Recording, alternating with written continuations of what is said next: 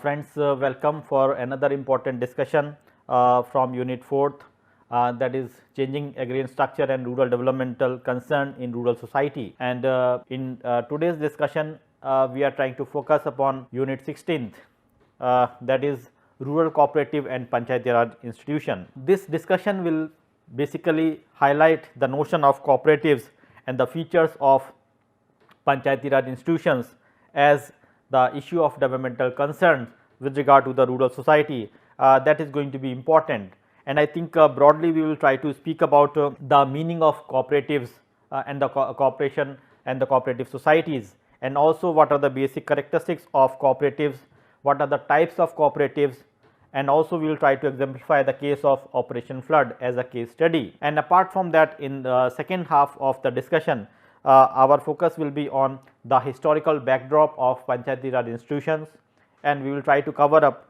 the various committees which had been formulated, like the Balwant Rai Mehta committee, Ashok Mehta committee, and the subcommittees which have been formed.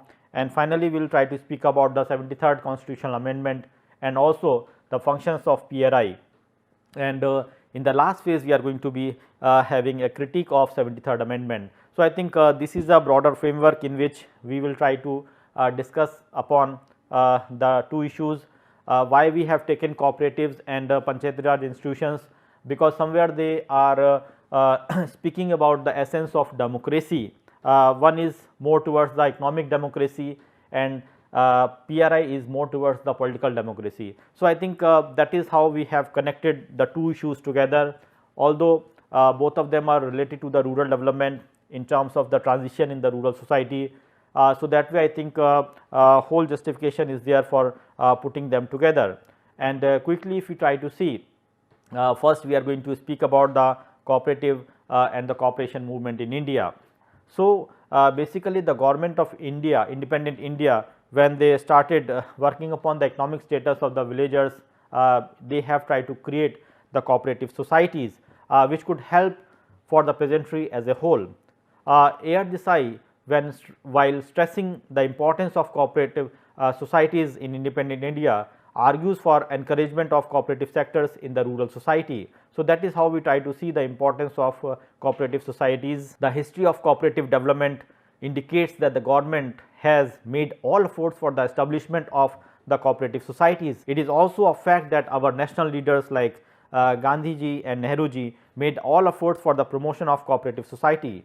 However, the present day working of cooperative societies is seen as quite dismissal, and many of them have started dysfunctional. So, leaving aside the states of Gujarat and Maharashtra, I think in the rest of the places we do not find a meaningful cooperative society. But in spite of going into those details, let us try to understand that how we can understand the cooperatives. So, we have to see that we try to see it as a form of functioning of a specific form of economy, like B.S. Bhaviskar has argued that power conflict sometimes has emerged in the cooperative societies, and that is why they have stopped functioning.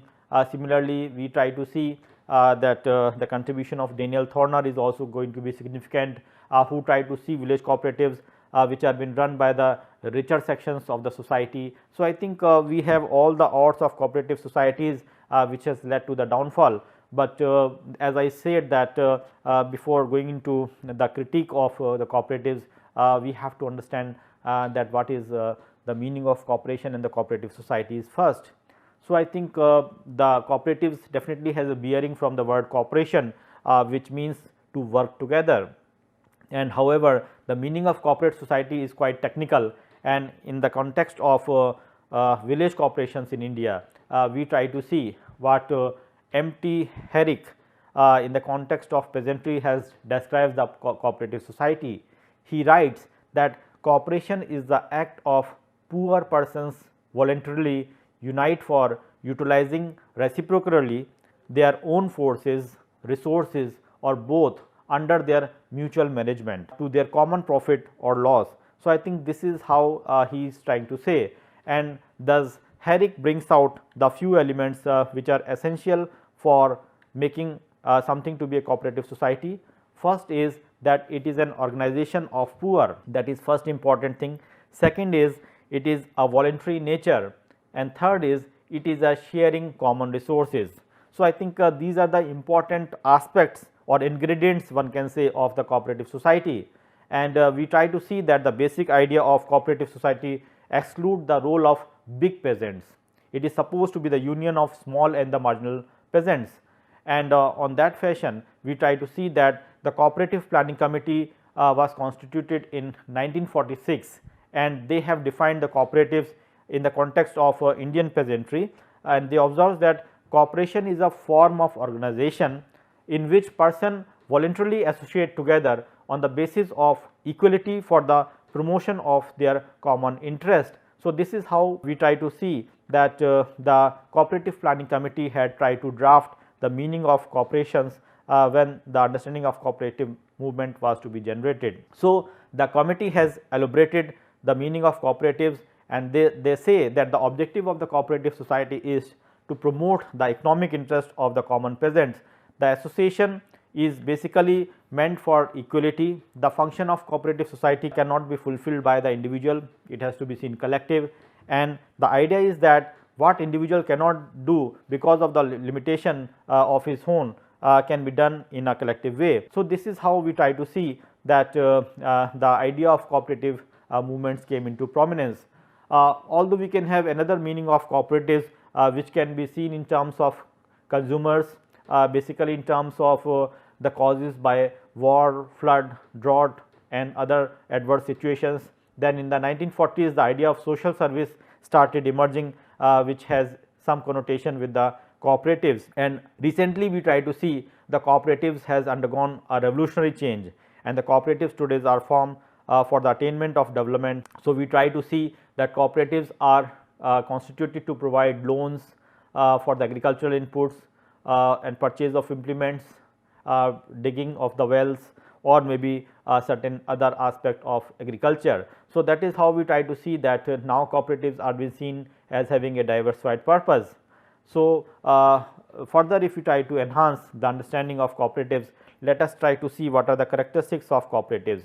So, we had seen shown and reflected that during the colonial period it was the realization that peasantry was the most exploited group of the people, and so the industrial policy that the colonial regime had adopted was going to be deadly for the small artisans and the workers working in the cotton industries. And so, Mahatma Gandhi has realized that if the cultivators were not rescued from the onslaught of the industrial development, the village would be ruined, and the plough therefore has always been the hope and glory of the people. So, it was emphasized that the cultivators has to be financially assisted to increase their farms product, and thus made the India self sufficient. So, the salient feature of cooperatives which we identify today are the product of the policy adopted by post independent India, especially the Rural Credit Survey Committee in 1951 suggested that cooperatives should provide coverage to the rural poor who have no chance against the vested interest of the landlord, money lenders, trader and the other affluent class. So, the committee therefore recommended that the state government should participate in the share capital of the cooperatives and also provide the managerial support and the subsidies. So, the committee has recommended that the Reserve Bank of India should support the movement by way of reimbursement of loans extended by the cooperative society. So, the committee suggested a 3-tier structure of large scale credit cooperatives at the base, the district cooperative banks as the central financial agencies, and at the apex cooperative banks at the state level supported by agriculture divisions of the Reserve Bank of India. So, on the basis of the provisions of cooperative societies, we can see that what are the important aspects. First thing of course, as we said, is organization of the poor, that is going to be an important issue. Second thing which we have to see is membership is voluntary, it is not by force. Third is the absence of exploitation. A cooperative society inherently denies the exploitation of its members and consumers. And the fourth is the role of a bank. So, the cooperative society cannot be left to itself, rather the government has to be welfare oriented in order to support the aspect of the cooperatives. So, it is to be said that RBI being the apex bank has made provisions for working of the cooperative banks. And finally, we have the subsidies, which are seen as the sort of provision whereby we try to have a certain amount of relaxation with regard to certain items, and cooperative societies which are to be seen as autonomous with regard to providing certain subsidies in terms of the payment to the peasantry.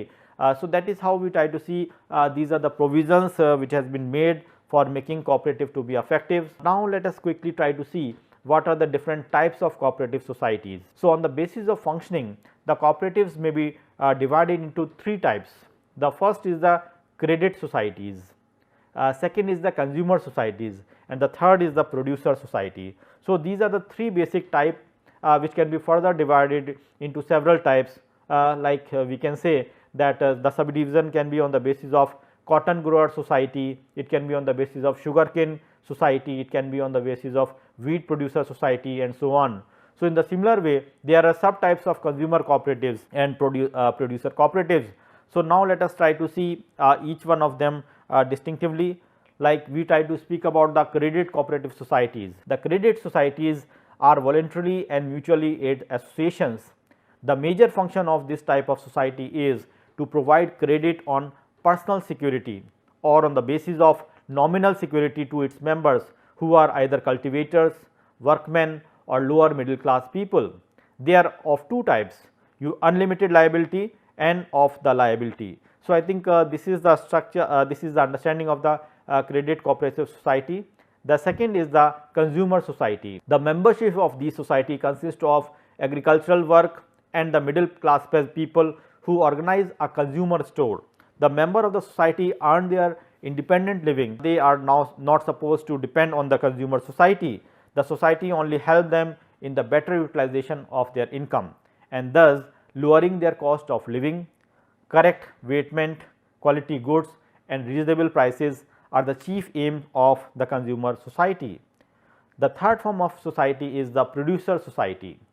A producer society is organized for the production of goods and services based on the common ownership and management by a group of workers to eliminate the employer relationship, because when we try to speak about the cooperatives, the notion of employer and the employee is missing.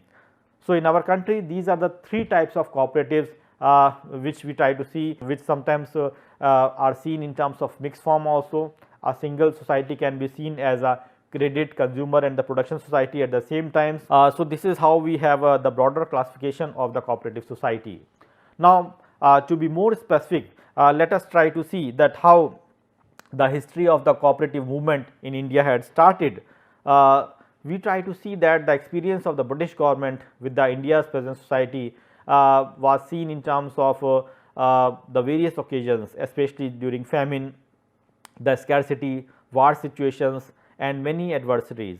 And it may also be found that Indian peasantry always has suffered from the lack of fund required for the development of the farm produce. And the striking factors is that the Zagirdars and the Zamindars, they also wanted to exploit the peasants in the name of offering them the loans. So, even they required a certain amount of support which was seen as exploitative if they wanted to have these approaches.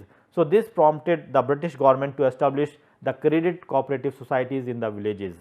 So, the first Cooperative Credit Society Act was passed in 1904 to remove the weakness of this act. The new Cooperative Society Act was passed in 1912. So, the movement has now made rapid strides. The government before fostering and supporting it wanted to make sure that if it was developing on the right lines, and therefore, they appointed a committee, that is the McLagan committee in 1914, which suggested certain improvement in its functioning, such as better procedure of audit, emphasis on teaching to members, and to have the steady progress of the movement. However, in spite of certain warnings by the given committee, the number of societies continued to increase rapidly. So, I think somewhere we try to see that certain reforms have been projected when we have to have the development of the cooperative movement. The cooperative movement got a boost during the war period, especially in various post war plans were drawn up in the country, and they all emphasize the increasing role of the cooperative movement. The second report on the recommendation and planning issued by Government of India gave importance to the cooperative movement, and as a result the Cooperative Planning Committee was appointed by the Government of India in 1945. It was in 1951 that the RBI has appointed a committee with the terms of guidance to survey the all India rural credit societies, and the report of the committee was submitted in 1954. And what were the important suggestions and recommendations of this committee? First was, there should be a partnership of the state government in all kind of societies and banks like the central bank, state banks, cooperative banks, so that it can be more viable. Second was, a central committee for cooperative training should be set up. The third was, it would be responsibility of the state government to implement these programs. And the fourth was, the funding of the cooperative societies of all kinds, including the cooperative training center, will be from the following resources. First one is the Reserve Bank of India, second is the National Agricultural Credit Fund, third is the National Agricultural Credit Stabilization Fund, fourth is the State Agricultural Credit Relief and Guarantee Fund, and also we have the State Cooperative Development Fund, and finally we will have the State Cooperative Bank and Central Cooperative Bank. So, I think these are the external agencies which should come in support with the cooperatives to make it more effective financially. And then another important aspect is that the credit institution at the primary, secondary and the apex level need to be reorganized at least 51% of the share in apex organization, and that should be held by the state government. So, I think somewhere the state has to own the major responsibility, that is the basic idea. Further, there shall be a central land mortgage bank in each state and the primary land mortgage bank should be at the lower level.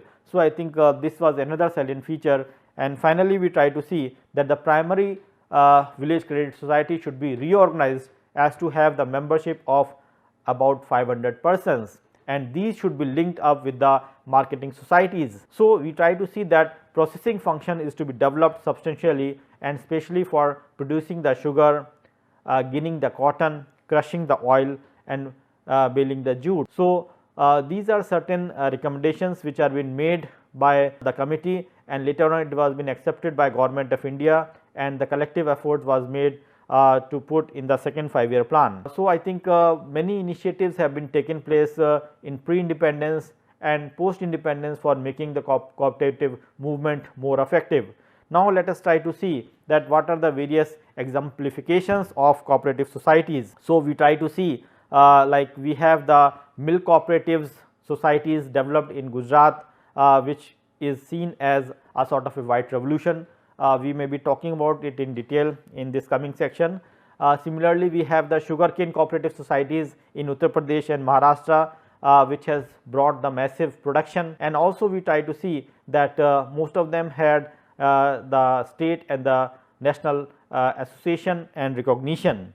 One we try to see in terms of classification, we can have the agricultural credit and multi-purpose society. So, in the beginning when the cooperative movement was started in 1904, there were only the credit societies. During the later years, during the year of depression in 1929-30, it was realized that the main weakness of the movement was absorption or in credit activities to the exclusion of others. So, it was felt that moneylenders could not be dispensed with unless all his functions were taken up. Similarly, the credit without linking up in the production and marketing will be dangerous. And thirdly, there was a paucity of trained personnel to manage the various societies in the small village. So, I think keeping these things in mind, it was been strongly recommended by various committees, including the Cooperative Planning Committee of 1946, that attempt has to be made for reorganizing them. Second is the farmer service societies. The National Commission on Agriculture gave the idea of the formation of the farmer service societies in 1970s, and these societies have been constituted in few states, and the idea ultimately was to convert the service societies into the large scale multi-purpose credit societies. The agriculture credit societies are to be seen as supplier of the medium credit to the members in the rural areas, and that is how we try to see the functioning of it. The third is the cooperative marketing and processing societies. Here the effort was made towards the creation of cooperative marketing and processing societies. The marketing societies procure and distribute the food grains and certain other commodities to be distributed through its branches to the consumer. So, the processing societies have come out successfully in the field of producing sugarcane, ginning cotton, crushing oil and the jute production. And then we have a very significant cooperative, that is the large scale agricultural multipurpose societies, which is abbreviated as LAMPS, LAMPS. So, in the 1970 it was been realized that the fruit of the economic development was not reaching to the poorest and the backward strata of the society. So, the small and the marginal farmers who form the bulk of rural households were not getting their due. So, the concept of farmer service society was conceived to make the things more effective. A form of such society was introduced among the tribals, and here let us discuss the LAMPS working among the tribals in the tribal sub-plan projects. Now, what are the provisions which are part and parcel of the LAMPS? As I said that it is all capital LAMPS, which was a scheme. So, there are specific types of cooperatives. First of course is to provide trade facilities to the people of the tribal areas. Second is to provide loaning facilities to the tribal in order to get them rid of the exploitation by the traders. Third is to bridge the gap in development between the tribal and the non-tribal segments, and also to eradicate the poverty among the tribals. Fourth is to help the agriculturist in the procurement and marketing of the minor forest produce, agricultural commodities, and also to maintain the ecosystem alongside the guidance for the development. And the last is to work as an agent of the government or the state level cooperative institutions and the local self corporations for providing seed, manure, agricultural implements, food grains and other consumption articles. Thus, the introduction of LAMPS therefore is made with the objective to cope up with the particular economy of the tribals. So, LAMPS was basically an aspect of the tribal sub-plan area, and what is required of course is that the tribal should have self sufficiencies, and certain amount of what you can say exploitation of the tribals cannot be maintained, cannot happen. That is the basic idea of this LAMP in terms of a cooperative society. So, we try to see that that was another such initiative. Then we have the milk supply societies also. The milk supply societies which is basically seen as providing the production of milk in large way by the agriculturist was the main motto. The milk supply societies not only collect the milk, mild milk available in the villages and supply it to the consumer in the towns, but they also provide agriculturists with fund to purchase more milch cow animals feeds and their nourishment for the superior cattle. These activities were related to the production of the milk. And then we have the sugar cooperatives also. So, the sugar cooperatives are essentially the processing cooperatives. The sugar cooperatives are formed in the regions where sugar cane is grown in abundance. Generally, the cane growers in the given area, for instance, a cluster of 100 villages from cooperatives, they came together, and we try to see that crop loans can be provided to them, and also we have the sort of supports in terms of lifting the irrigation facilities, providing some other alternatives in terms of hybrid seeds, chemical fertilizers. So, these are the provisions which has been there in terms of providing certain support to the sugar industries, and also in terms of harvest and transport of the cane through the contract teams. So, these are certain initiatives which had been planned to make the sugar cooperatives more effective. Now, as I said that how we have seen the success of the different cooperatives at the various level.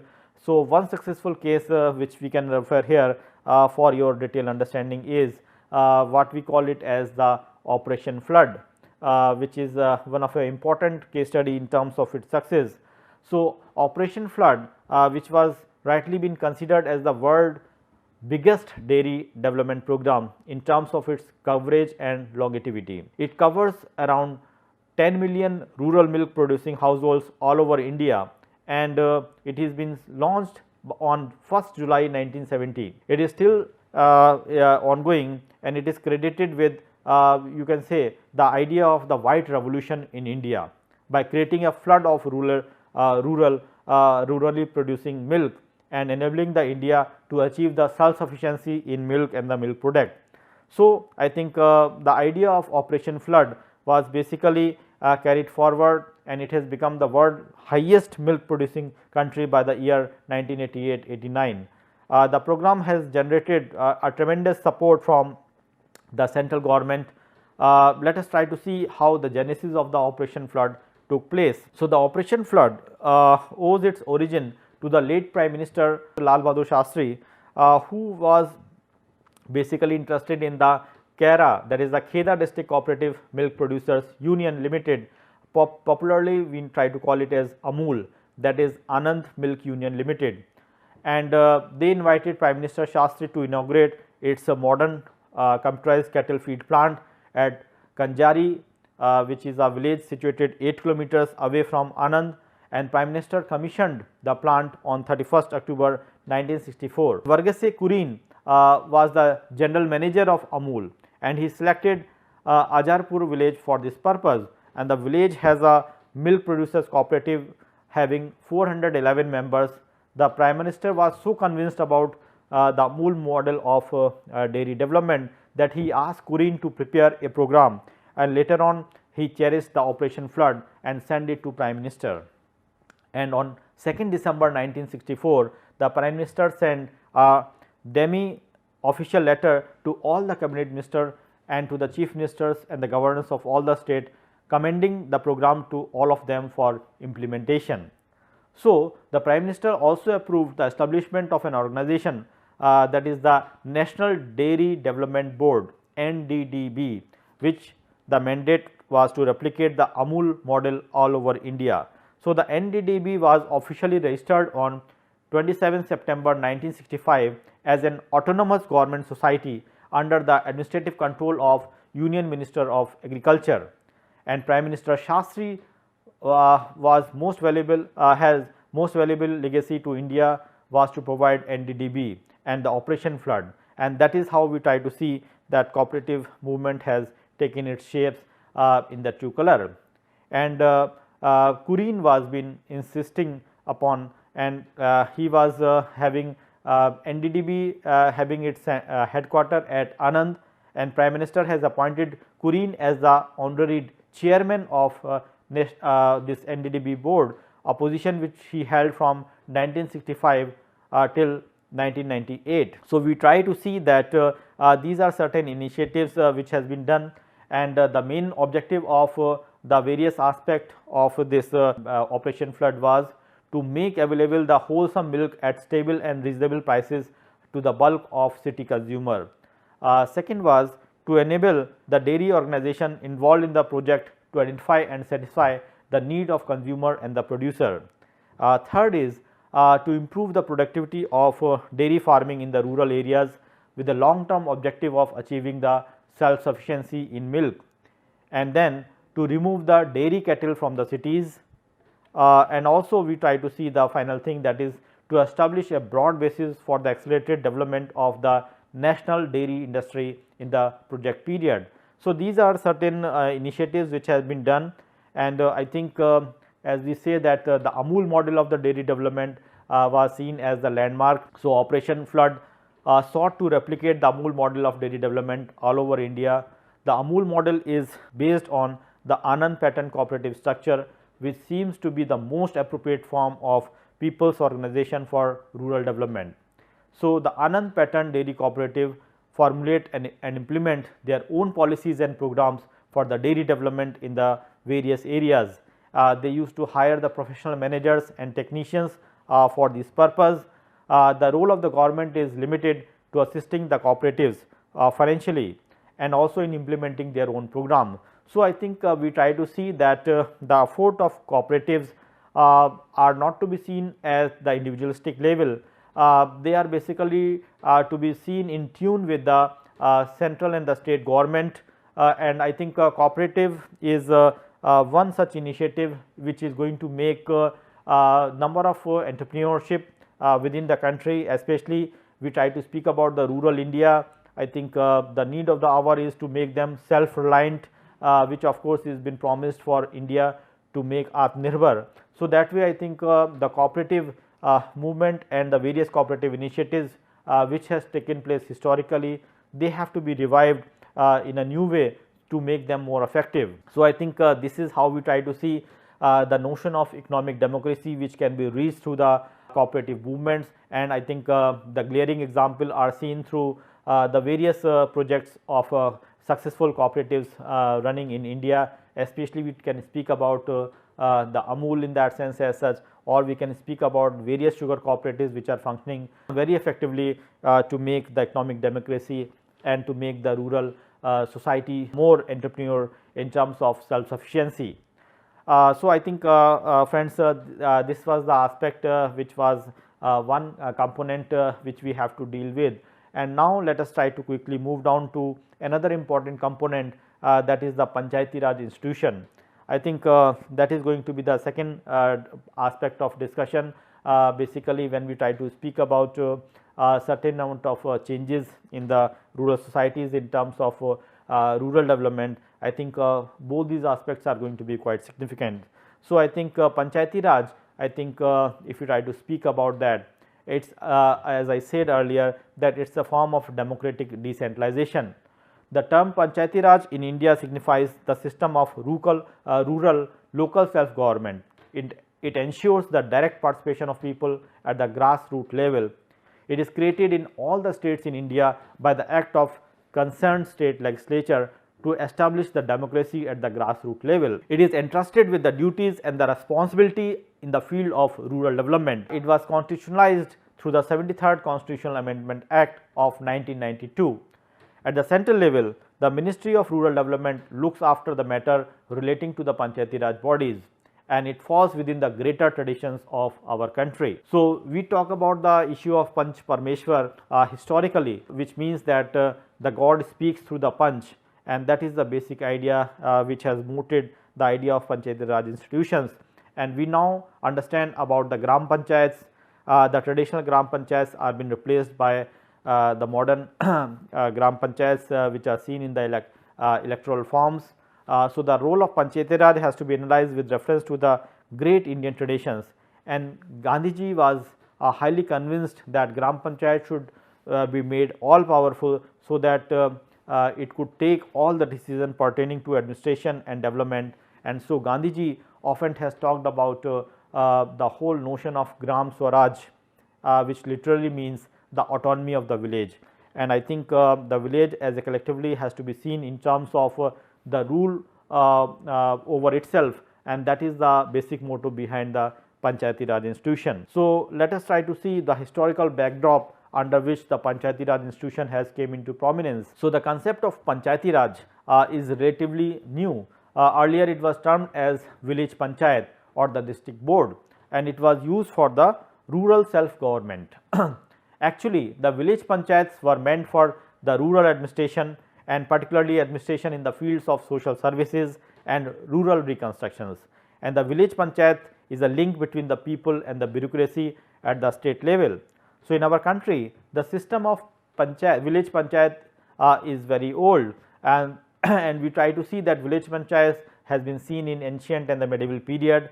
But when we try to speak about during the British period, we have revived the Panchayati Raj, and when popular ministries were formed under the Government India Act of 1919, various provinces passed the Village Panchayat Act of 1919. So the Gram Panchayat, which worked during the British period, largely consisted of the higher caste of the villages, and the poorer caste and the lower caste has no representation in these bodies, and the powers which were given to the Gram Panchayats were very few in number. But now we try to see that we have the reforms with regard to the panchayat system, village panchayats, and now we try to speak about the constitutional obligations. So the constitution of Panchayati Raj is now, it is basically seen as and effective measures whereby the directive principles of the state policy lays down the state shall take steps to organize village panchayats and to enable them to function as the units of self government. So, the objective of the constitution of Panchayati Raj was twofold. First is the decentralization of power and second is the development of the villages. Yet another reason for the creation of Panchayati Raj was to seek the cooperation and participation of masses of people in the national reconstruction and development. I think initially in 1952 the Panchayati Raj bodies were entrusted with the implementation of the first independent rural development program, that is the community development project CDP, and the institution of Shramdhan voluntary labor was created to involve the people in the development of their own village. So, the Panchayati Raj did not make any headway in the development of the village.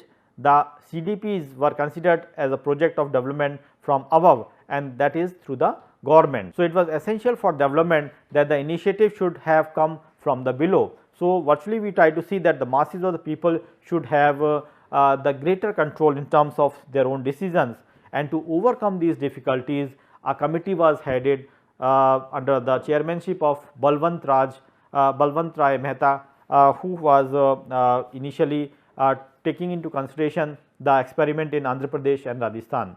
So, the Mehta committee has watershed in the development of Panchayati Raj.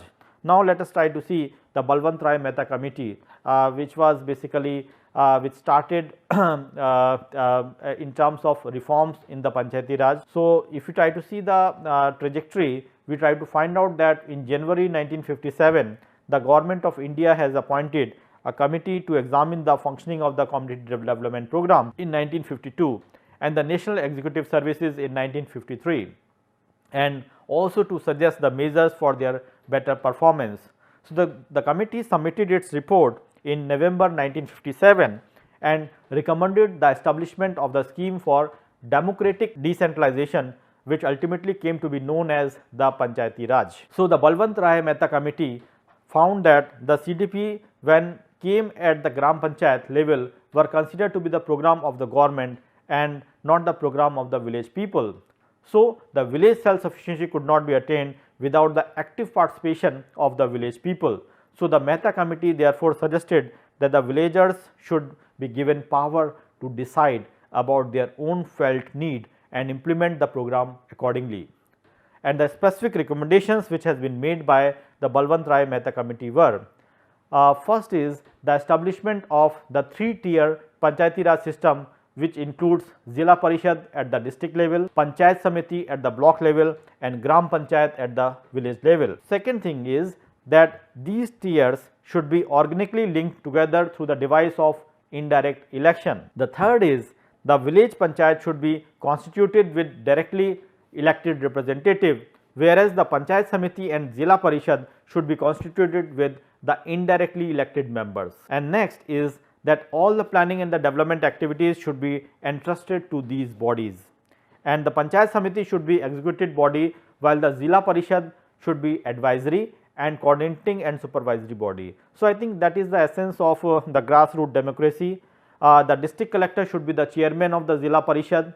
There should be a genuine transfer of power and responsibility to these democratic bodies, and a system should be evolved to affect further devolution of authority in future.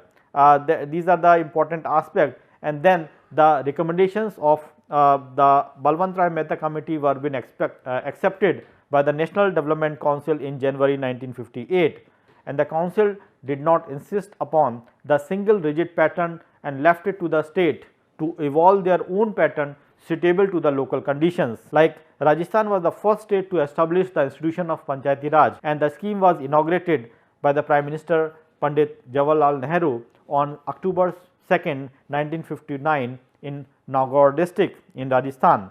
So, Rajasthan was followed by Andhra Pradesh, which has adopted the 3-tier Panchayati Raj system in 1959, and Rajasthan also has adopted the 3-tier system. Somewhere we are trying to see certain exceptions have been there, like Tamil Nadu has adopted the 2-tier system, West Bengal has adopted the 4-tier system. So, Panchayati Raj which came into existence following the recommendation of Mehta committee has the three major objectives. First is to represent the felt need of the village community, that is the first.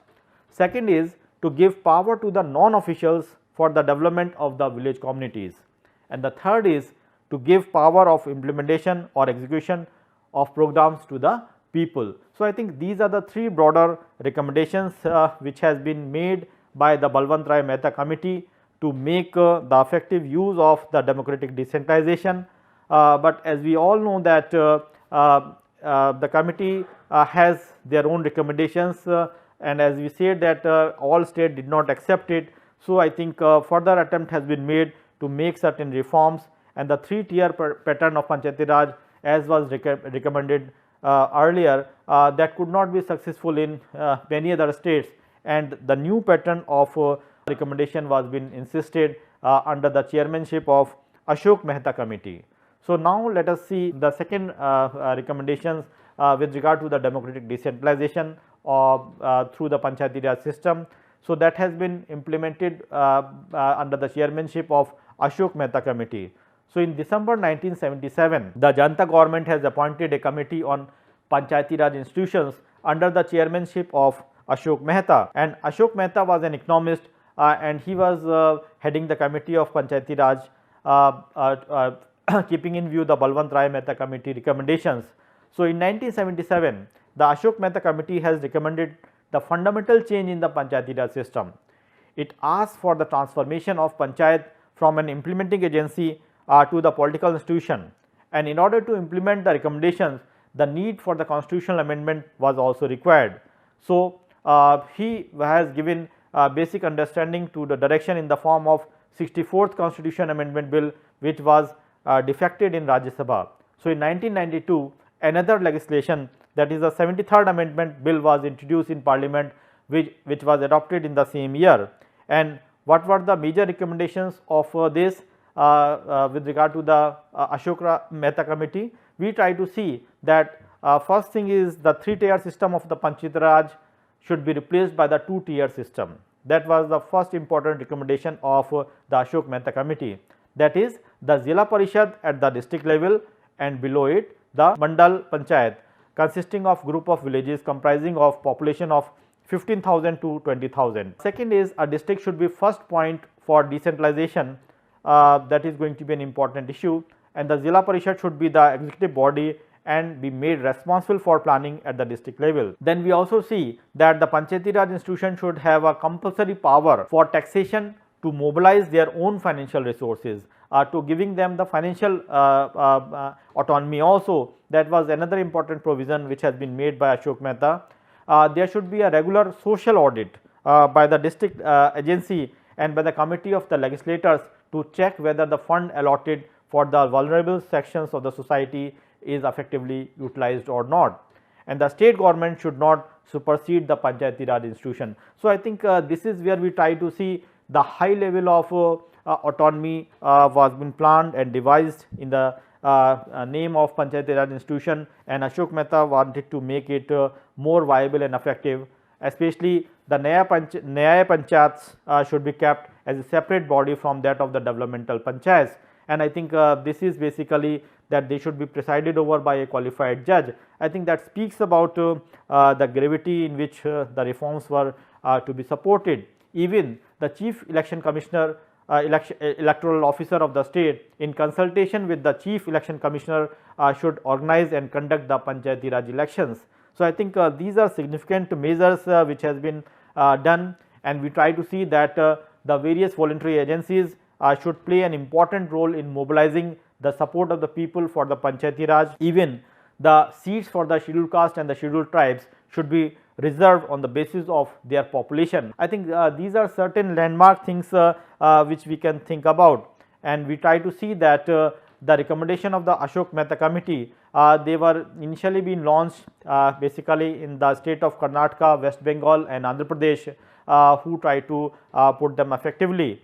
And later on, I think just like Balwant Mehta committee followed by Ashok Mehta committee, another important committee quickly we can just share has been implemented, that is the G.V.K. Rao committee. So, the G.V.K. Rao committee on the administrative arrangement of the rural development and poverty alleviation program under the chairmanship of Roy was appointed by the Planning Commission in 1985, and the committee came into conclusion that the development process was being gradually bureaucratized and the diverse from the Panchayati Raj. So, I think that was an effective recommendation which was been made by this committee, and quickly we can have another committee which was also significant with regard to the Panchayati Raj institution, that is the LM Singhvi committee. So, in 1986 Rajiv Gandhi government appointed a committee on revitalization of the Panchayati Raj institution for the democracy and development, and a committee was formed under the LM Singhvi, and the major recommendations which has been suggested by Singhvi committee was that Nyaya Panchayat should be established for a cluster of villages. That was first important recommendation. Then we have the village panchayat should have more financial resources. I think that was with regard to the what you can say economic mobilization. And then the third thing is the judicial tribunals should be established in each state to eradicate the controversies about elections in the Panchayati Raj institutions and their dissolution. So, I think this is how the various committees have been formulated to make the reforms in phases. I think all the committees have their own merits and demerits, but the more important thing of course is that how the Panchayati Raj institutions have to be seen effective in terms of spirit and also in terms of practices. That is going to be an important issue. And I think most significant thing which we normally try to highlight with regard to the Panchayati Raj institution is the 73rd constitutional amendment. I think that is one of the biggest achievement that we could made out of the various amendment that we had, and we try to see that the 73rd amendment is going to be one of the important what I can say landmark with regard to the Panchayati Raj institution. So, we try to see that Panchayati Raj institution under the leadership of various committees, all of them has to some extent asked for or demanded for elections to the panchayat bodies to be held on the individual basis, and the candidates who were contesting for the elections were not nominated by the political parties. That is going to be an important issue. So, the 73rd constitutional amendment allows political parties to enter into the election fray, and in other words the elections to Panchayati Raj were to be contested on the party basis. So, I think this is how we try to see a significant shift which took place, but what is more important with regard to the 73rd amendment is that the Panchayati Raj is to empower the women and the weaker sections, including the women in a representative manner in terms of a fixed quota by the constitution. I think that is going to be the important aspect in order to empower the women, scheduled caste and the scheduled tribes.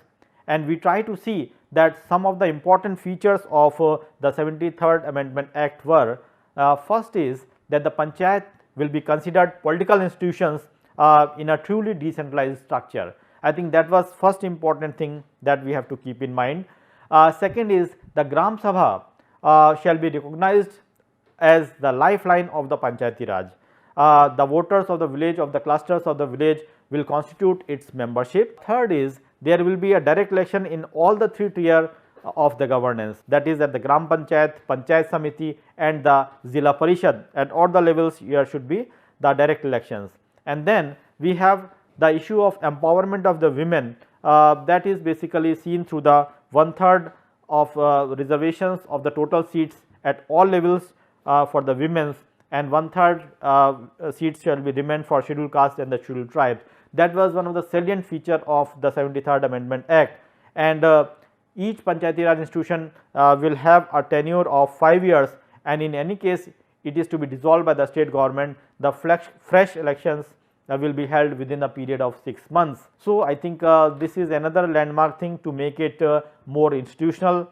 There should be a specific framework within which the things are to be materialized. There will be a separate election commission and also a financial commission for the Panchayati Raj institutions in every state, and also it has been said that it is obligatory on the part of the center as well as on the state to provide adequate funds for the PRI to enable them to function properly. So, I think these are certain important things which are being taken into consideration through the 73rd Amendment Act, and which was going to be very much instrumental in making the Panchayati Raj institution to be more effective.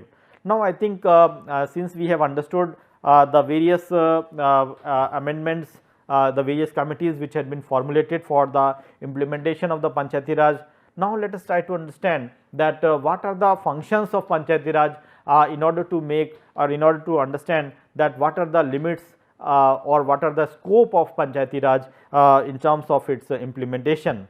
So, we try to see that the structure of Panchayati Raj was designed in such a way that 73rd Constitutional Amendment Act gives certain powers and functions to the three-tier structure of Panchayati Raj, and we try to see that the Act enables the elected representative to take their own decisions within the framework of the Act. And some of the important functions of the Panchayati Raj which we can see are based on the following issues. First, of course, is the agriculture development and the irrigation facilities. I think that was one important thing that has to be taken care by Panchayati Raj. Second is the land reforms. Third is the eradication of poverty. That is another important thing. We have the dairy farming and the poultry farming, fish rearing and other allied activities which are part and parcel of the Panchayati Raj institutions in terms of its functioning. The issue of rural housing, safe drinking water, social forestry, primary education, roads and buildings, markets and fairs, and even the child and the women development, that is also under the purview of the function of the Panchayati Raj institutions, and ultimately the welfare for the weaker section, scheduled caste and the scheduled tribes, that was ultimate. And apart from that, I think some special provisions which have been made by the Panchayati Raj institution was the enforcement of the prohibition, protection of the land, minor forest produce, water resources, village market and the overall development. These are the essence of the functions of Panchayati Raj. I think if you try to see in a very broader sense, I think most of the things are covered when we try to speak about the Panchayati Raj institution in terms of its functioning, and that way if you try to see that the effective measures, if they are taken, so we can have all possibility of the holistic development of the rural society. But more important, as we shared, that 73rd Amendment which was trying to give the representation of 1/3 in the elections for the women and the weaker section, I think that is going to be very significant, and we try to see that the 50% reservation of the seats which was been devised basically for having the reservations for the women in the local self government, and we try to see that it has been noticed by the government of India to have certain amount of amendment with regard to the article 243D of the constitution to raise the level of reservation for women, including the scheduled caste and the scheduled tribe women in panchayat, from the present 1/3 to at least half of the seats and offices of the chairpersons in panchayats during the parliamentary sessions. So, I think these are certain things which are there, like we try to see that Bihar was seen as first state to offer 50% reservations for women in panchayat in 2005, and later on it was implemented in 2006. It was been followed by states like Uttarakhand, Himachal Pradesh, Madhya Pradesh, Rajasthan, and has also announced who had also announced the 50% reservations of seat.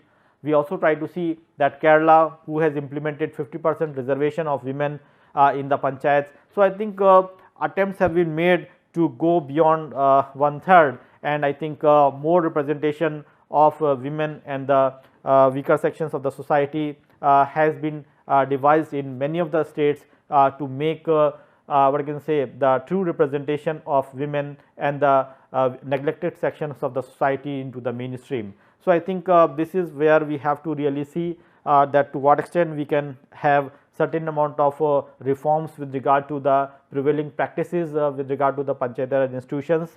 I think, but the broader question that we have to keep in mind, of course, is that why do the women require empowerment?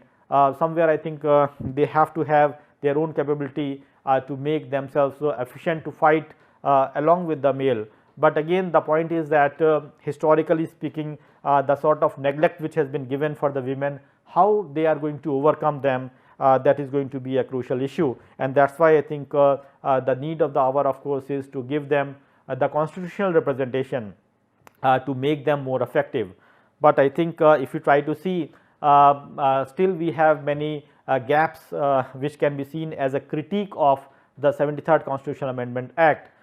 To be more focused, if you try to speak about, we can say that there are many provisions which should have been effectively done, but because of many reasons and drawbacks, we do not find that these things are going to be more effective. And broadly, if you try to see that how we can have a certain amount of disjunct which has been seen with regard to the Panchayati Raj institutions are, the first important thing is that bias towards the elites and the middle class. That of course is a typicality which we try to see, that the so called elites and the middle class have the upper hand with regard to the decision making. Second concern is, as we all know, is the concern for illiteracy. I think that plays a critical role in terms of making it more effective. We also try to see that non-availability of the women who are actually coming forward for taking the leadership, that is another important concern. And sometimes we try to see that in spite of the women who are being nominated, I think the male member, their husband or their father sometimes are seen as the proxy representative of the panchayats, and sometimes we try to call them as, what I can say, not calling them as the pradhan in the real sense, rather we try to say pradhan patni, who are going to be governed by the pradhan through their husband or father. So I think these are the criticalities which we try to see, and ultimately the concern lies with the corrupt leadership and the bureaucracy, which I think is the ultimate, which is a universal phenomenon. But more than that, what is required of course is that the corrupt leadership and the bureaucracy, if these things are at the grassroots, then definitely I think the higher side of our nation or the upper apex bodies are also going to have the same phenomenon. So I think it has to be eradicated at its pace at the earliest, and that is how we try to see that the things have to be drastically worked out. So friends, I think these are certain things we try to spoke at length about the cooperatives, the cooperative movements in India, which were basically seen as an important tool for the rural development in terms of the so called economic democracy. And now we are trying to, we have seen in the second section about the Panchayati Raj institutions, which are seen as a formula for democratic decentralization to make the political democracy in the rural countryside. And that is how we try to see that many such attempts has been made, but the basic idea of course is how we are going to make the grassroots in a more effective way. That is going to be an important issue. I think for having further readings, plenty of materials are there. I think many government sites are there which you can refer, and I think for Panchayati Raj you have the separate ministry which is working for that, and you have the websites where you can have all the updates which is state specific also, and also it is at the centralized level. And we can also see the status of cooperatives, but again to have further readings in the academic sense, we can have the readings from A.R. Desai's work, that is Rural Sociology in India. And apart from that, we have Kartar Singh's work from Sage publication, that is Rural Development, that is again going to be important. But beyond that, I think multiple studies are there which are working for the understanding of cooperatives and Panchayati Raj. So I think these are certain things which I wanted to discuss with you to make the things more effective and viable. I think with these understandings you can have a better way of knowing about the countryside, especially when we try to speak about the rural society. I think these are the initiatives which can be seen as the landmark for bringing about a transformation in the rural society. So thank you friends for patient listening.